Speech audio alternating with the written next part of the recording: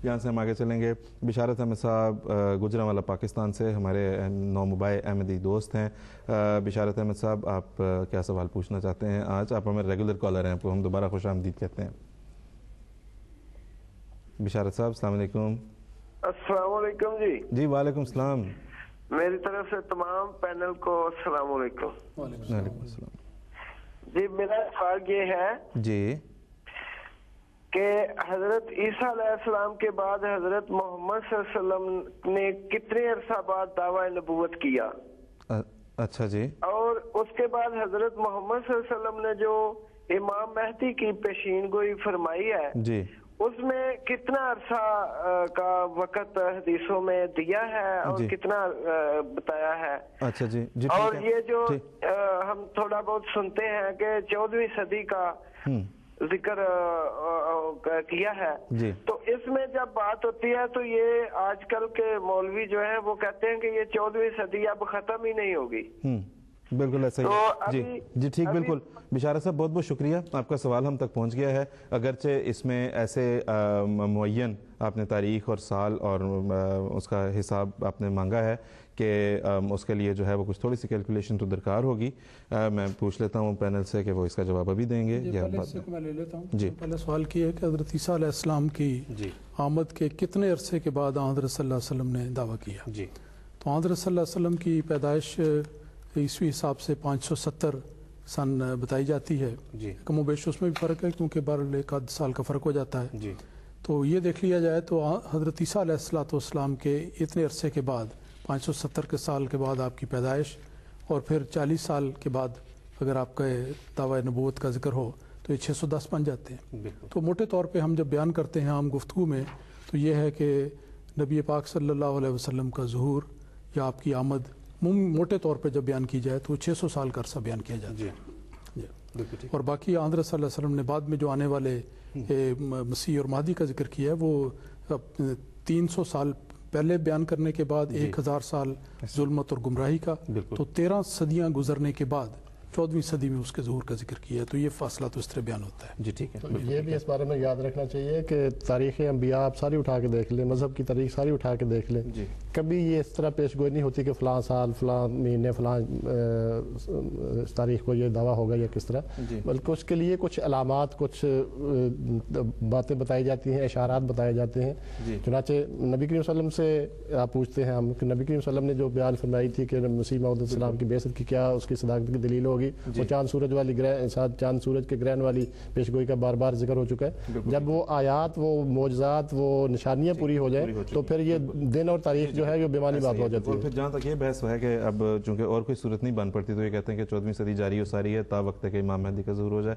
ये तो ना मानने वाली बातें हैं, हम पहले भी बात कर चुके हैं कि जिसने नहीं मानना उसने इस चीज़ को नहीं तस्लीम करना। अब हम यहाँ से चलेंगे मिसेज ये कहना कि 14वीं सदी है वो ख़त्म नहीं होगी। हाँ, हमें तो ये गौर ये करने वाले भी बात है कि जब 14वीं सदी में इमाम मेहदी का ज़ुहूर मुकद्दर था और एक मुद्दई आपके सामने मौजूद है जिसकी सदाकत की निशानियां ज़मीन पर भी और आसमान पर भी पहले भी आज भी और हमेशा नज़र आती रहेंगी, फिर उसको मानने में क्या हर्ज है? असल तो मकसद ये होना चाहिए कि हम इन निशानियों के हवाले से सच्चे आने वाले शख्स को कबूल करें। तो जब उसकी सच्चाई निशानात के हवाले से साबित हो जाती है और बाकी हवालों के हिसाब से तो फिर उसको मान लेना चाहिए, बजाय इसके कि ये एक तसल्ली दिल को देना कि जी अभी ये तो आया नहीं, ये तो सही नहीं, इसको हम रद्द करते हैं, आने वाला आएगा। और आने वाला आते आते अब भी देखें कि ये 15वीं सदी का 30 साल गुजर चुके हैं इंतजार करते करते और वक्त गुजरता जा रहा है। हम इस तरफ वापस दोबारा बाद में आएंगे, इस बात की मज़ीद तफसील अगर वक्त बचा। अभी हम बात करेंगे मिसेज़ वाजिद साहिबा से, शारजा से, हमारी गैर जमात व्यूअर हैं। मिसेज़ वाजिद साहिबा, हम आपको अपने प्रोग्राम में खुश आमदीद कहते हैं। अस्सलामु अलैकुम वरहमतुल्लाहि वबरकातुहू। जी मिसेज़ वाजिद, आप मेरी आवाज़ सुन सकती हैं? अस्सलाम वालेकुम। जी वालेकुम अस्सलाम। जी, मैं मिसेज मजीद बशीर बात कर रही हूँ लाहौर से। अच्छा जी, मिसेज मजीद बशीर साहब, आप फरमाएं, आप लाहौर से बात कर रही हैं। मैं माफ़ी चाहता हूँ, मुझे यहाँ पे गलती लगी। जी मिसेज मजीद बशीर साहबा। जी, मैं लाहौर से बात कर रही हूँ। मेरा क्वेश्चन ये है कि मैंने ये बात कर रही थी किसी के साथ, तो उनका इतराज़ ये था कि हजरत ईसा अलैहिस्सलाम जो हैं उन्होंने आना है आसमान से जी, और उनकी नबूवत को हम एक्सेप्ट कर लेंगे क्योंकि उनकी नबूवत حضرت صلی اللہ علیہ وسلم کی نبوت سے پہلے کی نبوت ہے جی، لیکن کوئی اور نبی کوئی اور آتا ہے تو اسے ہم نہیں مانیں گے کیونکہ ان کے بعد کوئی اور نبی آ ہی نہیں سکتا. اور حضرت عیسیٰ علیہ السلام آ کے جب دوبارہ دعویٰ کریں گے تو ان کو ہم مان لیں گے کیونکہ ان کی نبوت پہلے کی نبوت ہے. ٹھیک ہے جی، بالکل ٹھیک ہے. تو بڑا دلچسپ ان کا سوال ہے کہ عیسیٰ علیہ السلام نے آنا ہے ان کے عقیدے کے مطابق آسمان سے. جی، سوال یہ ہے کہ آسمان سے، بڑا موٹا سا سوال ہے کہ آسمان سے وہ شخص آئے گا جو آسمان پر گیا ہے. جی، تو اگر آسمان پر ان کا جانا ثابت نہیں تو آسمان سے آنے کا انتظار کرنا بالکل بے سود بات ہے. بالکل. لیکن ایک شخص ایک کمرے کے اندر گیا نہیں تو باہر لوگ انتظار میں لائن لگا دیں کہ وہ شخص جو ہے وہ اندر سے نکلے گا. تو جو گیا نہیں وہ آئے گا نہیں. تو حضرت عیسیٰ علیہ السلام کا آسمان پر جانا نہ قرآن سے ثابت نہ حدیث سے ثابت. جی، اور ان کی زندگی بھی نہ قرآن سے ثابت نہ حدیث سے ثابت. تو ان کی وفات ثابت ہے. اس کے مقابل پر اول ان کو زندہ مانتے ہیں، پھر ان کو آسمان پر موجود یقین کرتے ہیں، اور اس غلط عقیدے کی بنیاد پر یہ توقع کر کے بیٹھے ہیں کہ وہی آسمان سے آئیں گے. تو مسیح موعود علیہ السلام تو لکھا ہے کہ انتظار کرتے رہو، سر کو پیٹو، آسمان سے اب کوئی آتا نہیں. بات یہ ہے کہ ہمارے سامنے ہے کہ 100 سال پہلے انتظار کرتے کرتے صدی انہوں نے ختم کی کہ جی اب آ جائے گا، اب آ جائے گا، اب آ جائے گا، اور بڑی شدت سے منتظر تھے.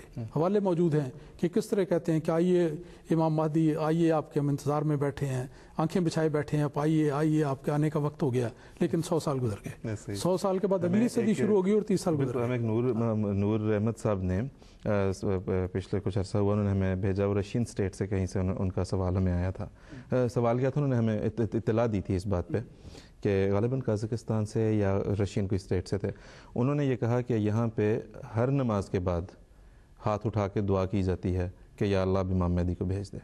تو ایک طرف تو شدت انتظار کا یہ عالم، اور دوسری طرف یہ کہ ایک شخص جو کہ کہتا ہے کہ خدا سے خبر پا کے میں یہ دعویٰ کرتا ہوں کہ میں مسیح موعود اور امام مہدی ہوں، اس کی تکذیب اور اس کی تکفیر میں تمام حدوں کو پار کیا ہوا ہے. تو یہ بھی ایک بڑی اس لحاظ سے یہ عقیدہ ان کا دوسرا جو ذکر کیا کہ حضرت عیسیٰ علیہ السلام کی نبوت کو ہم مان لیں گے. جی، یہ بھی بڑی حوصلے کی انہوں نے بات کی ہے. کئی تو کہتے ہیں ہم کہتے ہیں کہ نبی نہیں ہوں گے. بالکل. آج کل تو یہ عقیدہ اب چل پڑا ہے کہ وہ کہتے ہیں کہ جب وہ نبی نہیں ہوں گے، کیونکہ یہ ان کے لیے مشکل پیدا کرتا تھا. انہوں نے کہا چلو اس عقیدے کو نکالو. یہ انہوں نے کہا ہم ان کو مان لیں گے اس وجہ سے کہ ان کی نبوت پہلے کی ہے. اب دیکھیں اس بات کے اندر کیا ختم نبوت کی مہر نہیں ٹوٹتی؟ بالکل.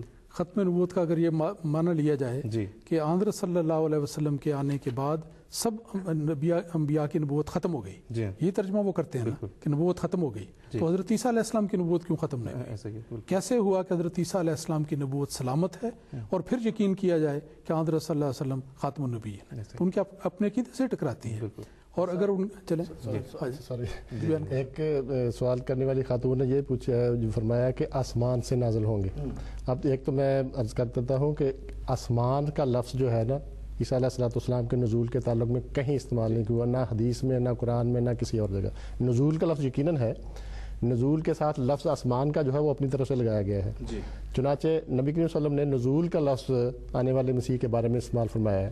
اب یہ یاد رکھیں کہ نبی کریم صلی اللہ علیہ وسلم کی جو بھی حدیث ہے یا جو بھی ارشاد ہے وہ بیسڈ ہے قرآن کریم کے اوپر. چنانچہ اللہ تعالیٰ فرماتا ہے ما ینطق عن الہویٰ ان ہوا الا وحی یوحیٰ، کہ نبی کریم صلی اللہ علیہ وسلم کا جو کلام ہے وہ مبنی ہے وحی کے اوپر، خدا تعالیٰ کی طرف سے رہنمائی کے اوپر. اب یہ دیکھتے ہیں کہ نبی کریم صلی اللہ علیہ وسلم نے نزول کا لفظ کیوں استعمال کیا آنے والے کے لیے، کوئی اور لفظ کیوں نہیں استعمال، بیست کا لفظ کیوں نہیں استعمال کیا؟